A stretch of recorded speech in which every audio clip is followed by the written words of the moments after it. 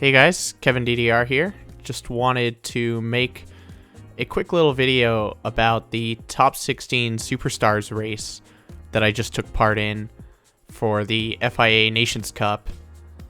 I did not expect to be able to join this race. I didn't think I was high up enough in the US standings for this race, but as luck would have it, a couple people above me in the ranks didn't play the previous season, and as a result they were unable to join because they didn't have the S driver rating from placing in the top 100 or whatever last season. And in addition, I think one or two people dropped out. So here we see me trying to join the top 16 Superstars race, which in practice consists of the top 10 American and top 6 Canadian players, due to the restriction of no more than 10 players from one country joining in any one region. As you can see, I ended up actually making it in, which was a bit of a surprise for me. Kind of didn't expect it, and my first race, I decided to not do the first slot this day because I wanted a little more time to warm up and just kind of get myself ready. I'd been doing some practice all week leading up to it, and I knew that if I had a chance to play in top 16 Superstars, I probably stood a shot at doing decently, just because I like driving the Super Formula cars. They're pretty fun, and yeah, it's overall a pretty good experience. And Mount Panorama is, of course, just a crazy track that's like nothing else. So as you can see here, we've got a pretty stacked squad of players. You'll notice a lot of people with 3 letters at the start of their names, implying that they're on some kind of team. Unfortunately for me, I do not have that kind of advantage, so I didn't have a chance of kind of, I'm not a super well-known player or anything, so I didn't exactly have a chance to get slipstream off of, a reliable slipstream off of somebody in qualifying. So as we go out here, you can see how it kind of started off. I knew that I had pretty good pace on this track. My goal for qualifying was kind of anything in the 140s. A low 140, like a 140.1, was about the best I'd done with qualifying settings, including overtake button and no fuel, but normal tire wear in practice. And let's just kind of see what happens here. First, obviously, I'm going out on my flying lap. Or rather, my out lap before my flying lap. And, just trying to get the tires warmed up, trying to kind of get comfortable. You do want to go easy on your out lap, especially when the tire wear is high. It wasn't insane in this race, but it was high enough that you would probably not want to run an entirely full speed lap on your out lap. There's a couple combinations, or if the tire wear is set really low, occasionally you might want to have a relatively quick out lap so that you can fit an extra lap of qualifying in, because it could be the difference between having enough time to do an extra lap or not. And that was not the case here. It's pretty simple. Just you get 2 shots. That's more or less it. That's all you have time for. If you botch your first qualifying lap really early, there is time to back out, go back in, and then do another, with another out lap and fresh tires. But that wasn't something that came into play here. So let's just see how it starts.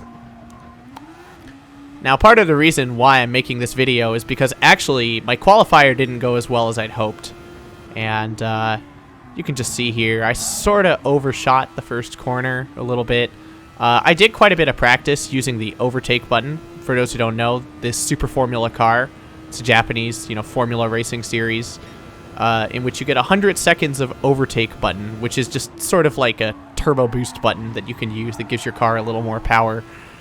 In real life Super Formula, you use it in 5 20-second chunks, but in Gran Turismo, you can pretty much use it in whatever kind of burst amount you want.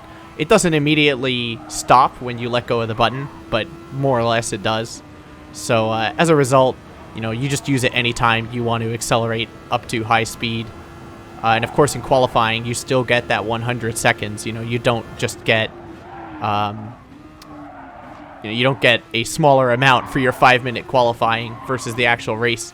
So I biffed that corner pretty badly and slammed into the wall. And at this point, I knew that my qual lap was over, unfortunately.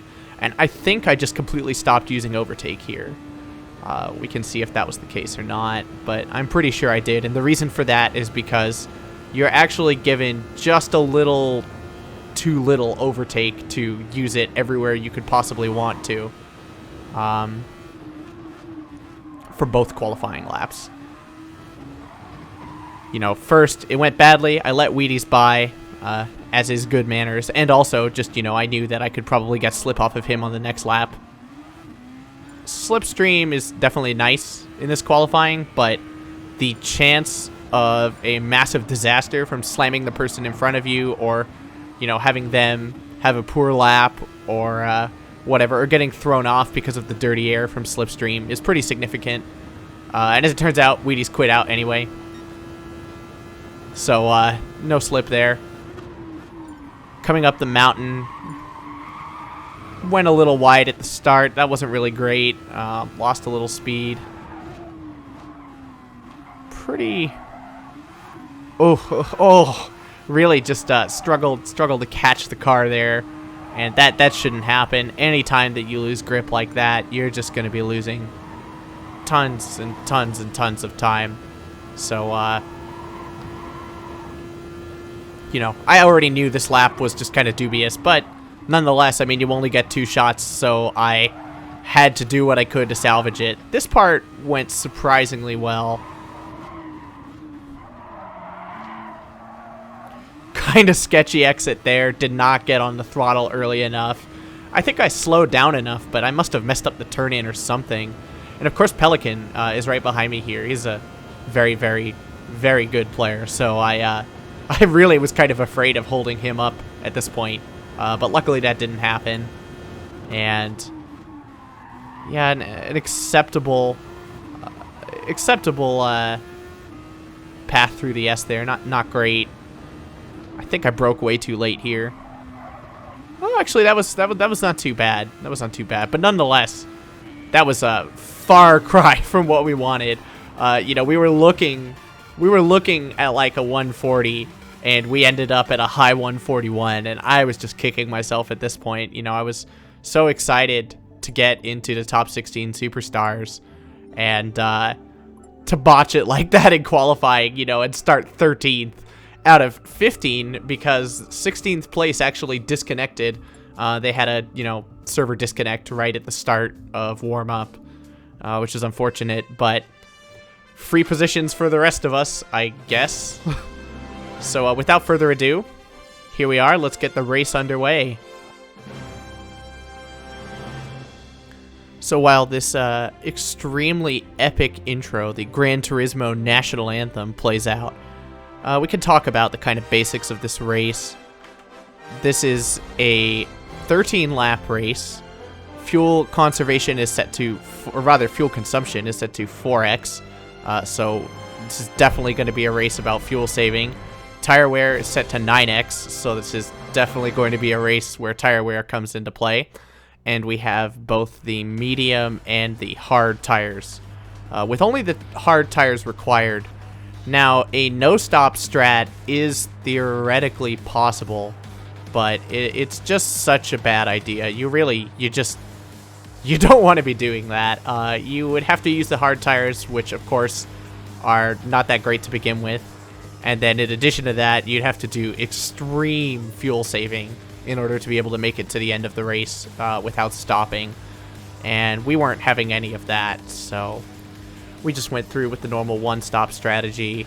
And there's a few places on this track that are really pretty easy to fuel save in. And you'll notice that I'm using my actual onboard camera, my direct recording from the race that I made during the race for this video instead of a replay. The reason for that is so that I can show you what I did to fuel save, because I have, of course, my fuel map and everything, you know, visible during the onboard. So keep an eye out for that. We'll be talking about it a bit.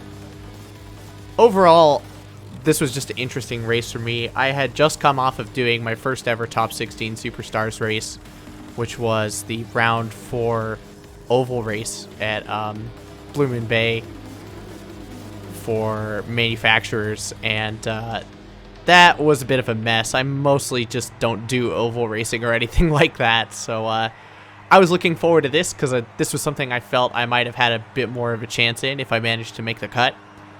And here we are, right at the hellish grid start. Now, this is where many people's races ended all throughout the day and in every region. Of course, we weren't going to be having any of that. You can see I've got my nice traction control start. Now, penalties for any kind of contact were being handed out like candy, and you're about to see it happen. I actually left my TCS on for a second there just in case I had to do anything drastic. And as you can see, Sam Squanch just totally got, I think, pretty hosed there. I mean, I just don't feel like anyone should have really been, you know, short of someone actually going off track or sending someone somewhere, you know, starting the race with a 3-second pen like that is just absolutely brutal. And I saw it happening all over the place, and you're going to keep seeing it happen throughout this race. So once I saw that happen to Sam, I just knew it's time to just, you know, chill back, don't fight, stay in slipstream, fuel save as much as possible. I knew that my race pace on this track was quite decent. I'd been kind of pacing about, I want to say, what was the time? Like 22:35 to 22:40 in my practices. And the fastest I'd seen anyone complete the race in practice was a 22:19 by Robert Heck, which is just obviously absurd. You know, I don't even think Mr. MCA's guide suggested that you could do faster than like 22:30 or so, you know, or whatever the minute was, you know. So, of course, Sam immediately serves his penalty from the start of the race, and that's a spot for us. And, you know, I knew that starting near the back in this race, there was definitely still some potential, you know, to have a good result just by staying clean, you know, really avoiding any major spins or off tracks or whatever, and just kind of taking advantage of what we could where we could. Now, Grove there gets this 2-second penalty that I just don't even know what it came from. It is what it is, I guess, and he's going to have to serve it on the front straight, which is pretty... I would say it's better to serve it on the front straight than the back straight, just because the back straight serving spot is like earlier down a longer straight, you know, and it's really not a spot where you want to be losing speed, whereas at least here you can just brake later coming into going up the mountain. You'll notice that I was pretty aggressive on the overtake button, which you can see in the bottom right corner there. It's, of course, red when, you know, it's activated. And I pretty much just used it at any zone where you really need to accelerate before a long straight. So, you know, right as you're coming up the mountain, of course. Right as you start the back straight. You know, and occasionally in other spots as well. Just as a way to sort of boost your pace. Because obviously you get more pace out of using the overtake button if you're going to hold the speed that you get from it for a longer time. You know, pretty obvious, but in practice, you know, it's something to think about. So here, I was just trying to get myself within slipstream of BM Drifter, which is why I was so aggressive with overtake this early on in the race. Now, obviously, you want to keep some. And I think the first 2 laps, maybe, I forgot to fuel save. I was so nervous coming into this. You know, I'd practiced, but being a relatively new player to GT, being in a top 16 Superstars race at all is just like very scary, playing against, you know, some of the top players in the region. So nonetheless, I mean, that's part of it. You've got to, you know, get used to that and get over it and just, you know, keep driving like normal regardless of who you're playing against. Here, I tried to get back into Drifter's slipstream. Now, fuel saving wise, slipstream is very important in this race because it lets you short shift more aggressively. And in certain places, like on the back straight, it lets you get to a speed at which you can switch to fuel map 6 a little earlier, you know, so you can save more fuel that way as well. And I probably could have been even more aggressive about fuel saving. You're given roughly 10 laps of fuel in this race. well, it's more like 8 without fuel saving, or maybe 9, and then 10 if you stretch it with fuel saving. You know, you could probably get to 11, but I don't think it was worth holding your pit until 11. So here, you know, Drifter's in front of me. I'm just trying to kind of keep a decent pace to him. Apple Pop was putting some pressure on from behind, so when you see me using overtake here, part of it too is I was just trying to like prevent Apple Pop from getting into a spot where he could, you know, really go for a pass. Now here, of course, Drifter moves out of the way, nice and conveniently. Thanks, Drifter. And that's funny. So there you can see I finally remembered that I need to throw out my fuel map and start actually fuel saving for the rest of the race. It's probably not a bad thing that I didn't really do much fuel saving in the first couple laps, just because, you know, as it turns out, getting to where I did in front of Drifter was a pretty good move. And at this point, I was pretty happy with how the race was going so far. I mean, obviously, I started in 13th and then gained 2 positions just by not taking penalties when other people did. So, you know, that's a big plus right there. And at this point, you know, I knew, okay, well, I'm like, you know, a second and a half off of Pidgeon's. Like, he's got Pelican in front of him. There's a chance that they might fight, or at the very least, you know, in some way slow each other down just by being cautious. It's really not so much a matter of fighting in this race as people just slowing each other down by being near each other and then having to be careful. You know, and that difference might not seem massive, but, you know, it is, because you can think you're not fighting, but in reality, it's like even just slowing at all to, you know, stay away, stay out of the dirty air from the person in front of you. Dirty air was not as bad as you might expect with these cars. Usually, you know, in like Group 1, Group X type races, dirty air, you know, from being in the slipstream of another car really can make turning dangerous in a lot of places where you don't get the downforce that you're expecting. But that wasn't the case here. So now you can see me switching my fuel map to 6. So I'm basically getting no power and gaining no speed during that back straight there. But I do this when I'm pretty much already like 2 or 3 kilometers an hour off of the max, you know, the car's max speed. So it's basically no time save in exchange for significant fuel saving. I probably could have been more aggressive with my fuel map fuel saving, but I hadn't really practiced a whole lot with doing that. I'd more practiced with just short shifting when I didn't need speed from being behind people, and then doing the, you know, 1 to 6 to 1 at the back straight. And that worked out pretty well. So, you know, now the gap has shrunk just a little bit. I've used about half of my overtake button, and that's not really ideal because, you know, what I probably, well, I shouldn't say I should have, but what I could have done, you know, a common strat is to, if you're starting in the back of the pack, use your hard compound first and then switch to the mediums, you know, later on in the race, so that you're using your better tires when, you know, you have less fuel in the car and other people are on their hard tires, so you have the advantage at the end of the race when you might want to be overtaking.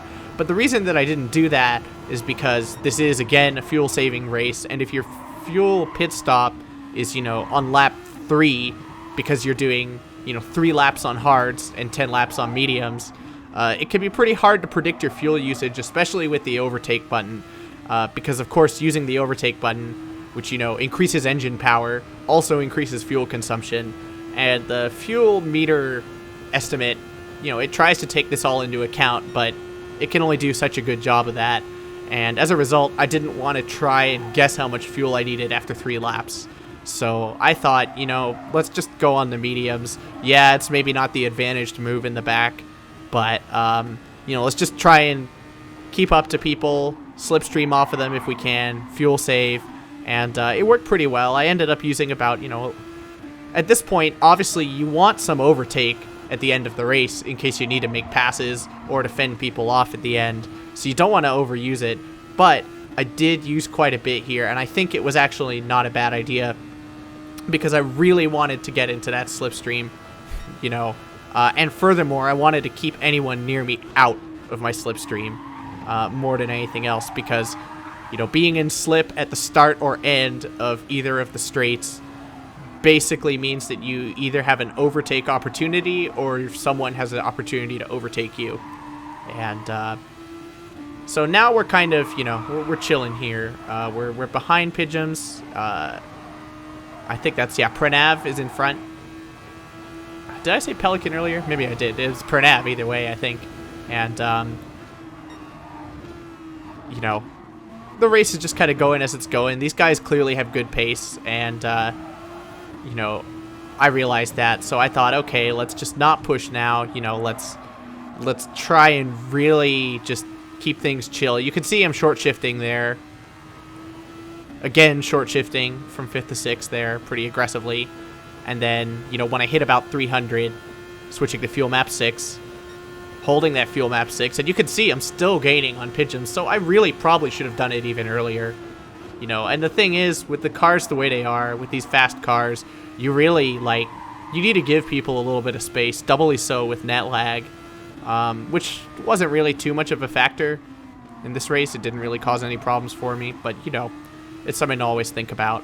So at this point, Chris goes into pit off of the hards. I think he was doing a 6-1-6 strategy. I didn't look earlier, but, you know, I'm like, okay, we're chilling here. Again, just gonna, you know, I used a little bit more of overtake because I wasn't getting great exits out of some of these corners. And this was mostly, well, I shouldn't say mostly, but at least partially due to nerves at this point. So anytime now that I'm using my overtake button is really just trying to, you know, keep myself in that slipstream, which may sound kind of counterproductive, but the reality is, you know, if someone has better pace than you and they pull that far out, you know, either on the way up the mountain or on the back straight, you know, they can run away from you pretty aggressively. But if you're in slip, you can make up a significant pace difference. And I think that's something that's usually pretty important in racing is, you know, you've got to know, do you have what it takes, you know, to make up that difference, you know, later on in the race, or, you know, come back out of being out of slipstream. And I knew I didn't. So I was willing to sacrifice a little bit of overtake just to stay in it so I could get away with, you know, not driving at an insane pace and really stretching myself too much because, you know, I knew I didn't have it to drive, like, mid or low 142s, you know, during this race. It just wasn't going to happen, especially with worn tires. So we got the overtake on Pigeons there, nice and safe. And at this point, you know, now I'm just thinking, okay, well, he's definitely faster than me, so we need to hold him off. Pranav, you know, is of course also very fast. So at this point I had to basically, and now this was a tricky one. Shoots comes right out of the pits. You know, him and Robert were near the front in this race, of course, way out in the front. Shoots comes out of the pits early, and I see an opportunity at this point. I'm like, okay, we gotta let him by. So I let him by on the straight, and I'm thinking, all right, Shoots is now gonna basically just serve as my ghost. You know, he's gonna be my, like, target ghost until he breaks away from me, which he obviously eventually will. And I think this was a good move. You know, I maybe could have pushed to try and catch up to Pranav. I could have used a little more overtake. I could have tried to hold Shoots up, but that's just, you know, that's just stupid for many reasons. So I didn't. I tried to get what I could off of Shoots, but unfortunately I kind of botched that descent down the mountain there. And I think I lost slipstream not long after. The slipstream time distance is about, if you're within 0.7 of someone, that's where you can get slipstream. You know, and okay, so I stayed there on the mountain, and again, you can see, look how early I was able to switch to fuel map 6 and still reach my top speed. You know, and that's a big advantage of being in slip.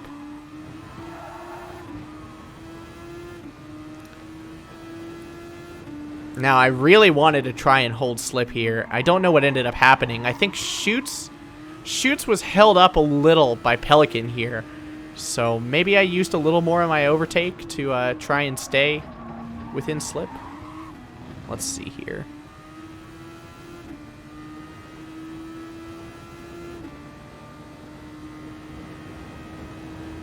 Nah, see, man, maybe I should have used my overtake there, actually, because I probably could have stayed and shoot to slip the entire way up the mountain for another lap, which is like big fuel saving, big time advantage, you know, on the mountain.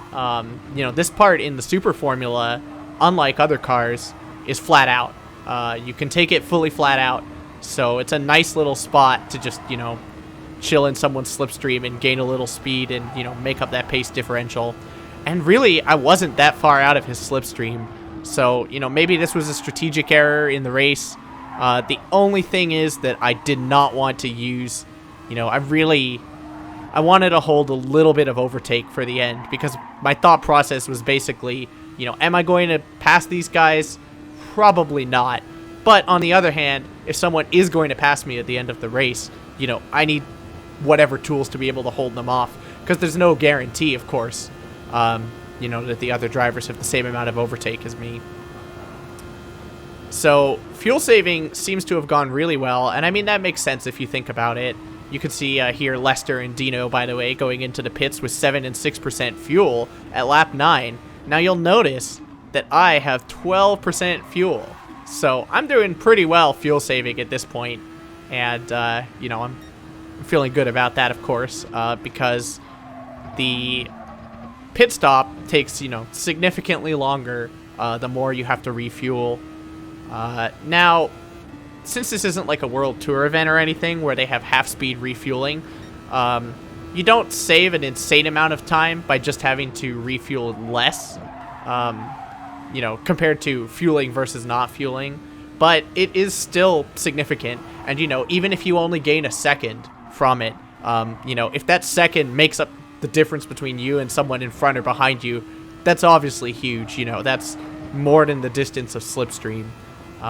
So if you can fuel save like that, you know, and not really have to slow yourself down as a result, you know, that's something I like about fuel saving races, is that often in racing it can be really frustrating when you get stuck in traffic, you know, from pitting out behind, you know, people running on a slower tire or something like that. It can be frustrating, you know, when sometimes, I mean, obviously you always have control over the situation, but it can feel like there's nothing you can do, and you're like, man, like I screwed up, you know. But with fuel saving, you always have that potential to try and gain yourself time later in the race, by, you know, noticing that you're in a scenario where you can't pass, and then short shifting and fuel mapping, stuff like that, you know, kind of giving it the minimum you need to be able to match their pace. And I think I did a pretty good job of that in this race. You know, the kind of general strategy consensus was pit on lap 8, 9, or 10, depending on your fuel situation.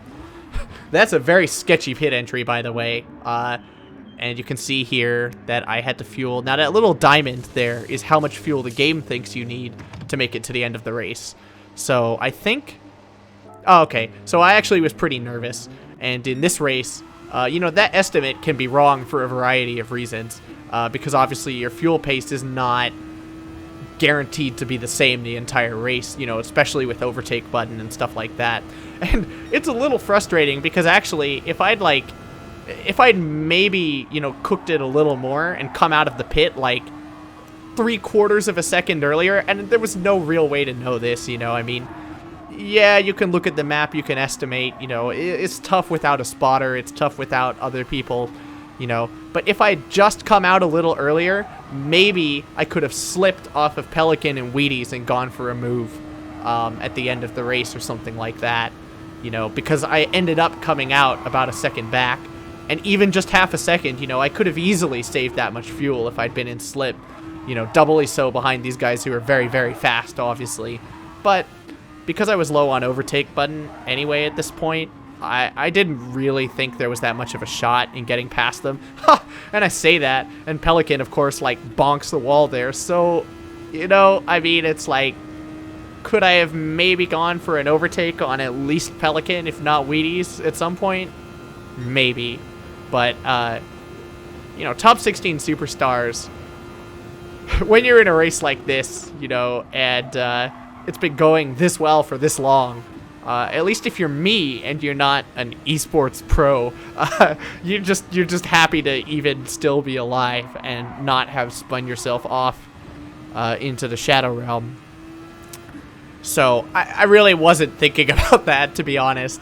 And at this point, I was just trying to hope that I would have enough fuel to make it to the end. You know, and I did use some overtake button here. Pranav was, you know, fairly far behind me at this point. 1.6 seconds. I mean, he could definitely make that gap up. He's very fast. You know, and I think he had a better, like, practice time than me. Overall, his pace for this race was just, you know, a little bit better than mine. And I think he started making that gap up, so I used up my remaining overtake there to just, you know, try and delay him getting into my slipstream by as much as possible.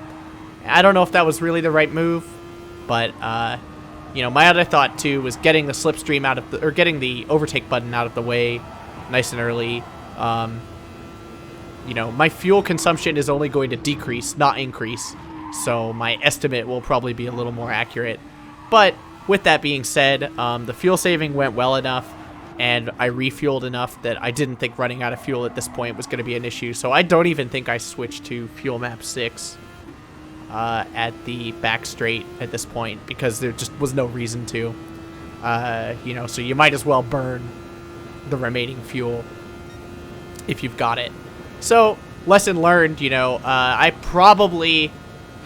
mean, it's unfortunate. I probably could have come out really, you know, about half a second to a second earlier and maybe held on to Pelican and Wheaties.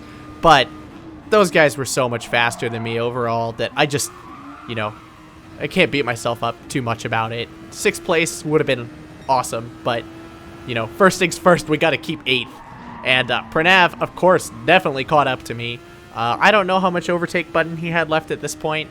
I suppose I could check in a replay, but I want you to be in my shoes. I want you to not know, you know, and since he wasn't gaining any time on this straight, I assumed at that point that he was either out of overtake or just wasn't going to try for it.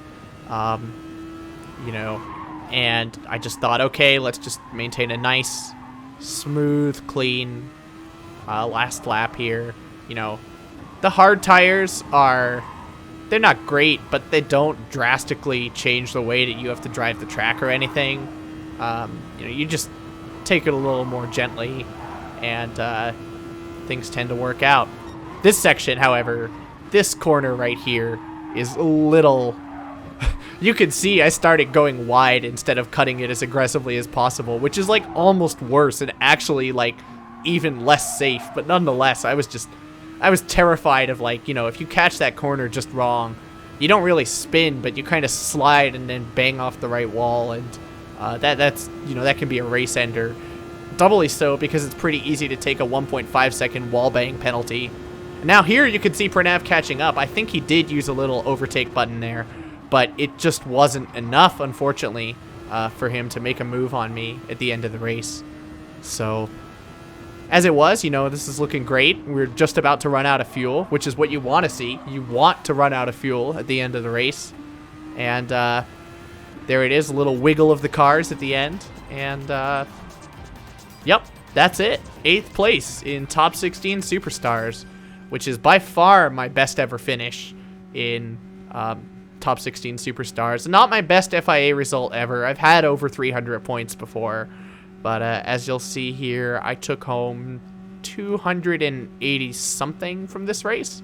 Now, Top 16 Superstars gives an extra 50 points as a base value for all the point values for the contestants in the race compared to a normal race, which means that this would have been a 330-point lobby normally instead of a 380. But as it was Top 16, so I got 282 points for 8th. Which is really more than I could have possibly hoped for from this race. And, yeah, that's about it. It was a fun race. You know, I'd been looking forward to doing Super Formula. You could see I took a little screenshot there. And, as I say in the post-race chat, I mean, honestly, everything from my end went cleanly. I'm sure there were penalty messes all around. But luckily, for once, I managed to keep myself, thoroughly out of the mess. And I go to save the replay here, and you can see that the game crashes, actually. So, on that note, I think I'll probably wrap it up. Thanks for watching, everybody. Hope you enjoyed seeing the race. And yeah, I'll be with you soon. Hope to do this kind of thing more often. Have a good one. Peace.